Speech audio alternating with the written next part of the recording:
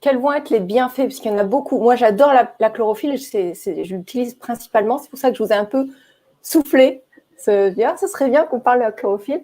Alors, comment ça fonctionne? Quels sont les bienfaits? Alors, il y a de nombreux bienfaits. Pour comprendre son premier bienfait, c'est-à-dire la régénération et l'oxygénation des tissus, par ce que je viens de dire, car la chlorophylle apporte de l'oxygène, on comprend ce processus. Donc, en oxygénant l'organisme, la chlorophylle va permettre de mieux récupérer après un effort. Elle va absorber l'acide lactique qui est produite quand on fait un travail d'endurance ou qui dépasse nos limites, et elle va aider à la récupération en diminuant douleurs et courbatures.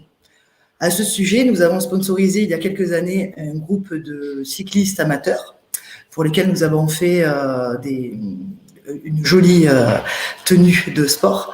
Et ils avaient observé qu'en travail en altitude et en travail en endurance, ils avaient une meilleure oxygénation et surtout, après l'effort, moins de courbatures et autres.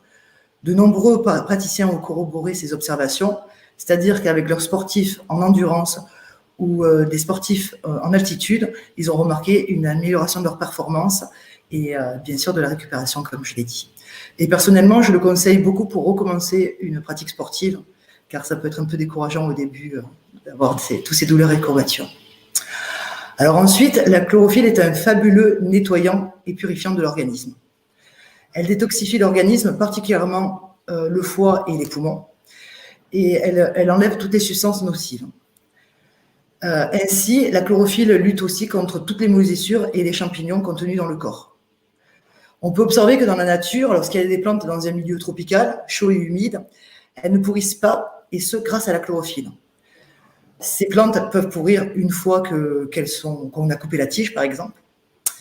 Et l'intestin, qui est aussi un milieu chaud et humide, la chlorophylle y a tout son intérêt. La chlorophylle est très active à ce niveau pour lutter contre les champignons, donc Candida albicans dans le tube digestif et dans le vagin, mais aussi pour les muqueuses au niveau de la peau. Ah oui, c'est génial parce que quand on mange trop de sucre souvent et qu'on essaye de faire un sevrage, il y a trop de candidats, on est obligé de lutter contre eux qui réclament encore plus de sucre et c'est là que la chlorophylle elle va être efficace en fait. Tout à fait, ça va rétablir le terrain.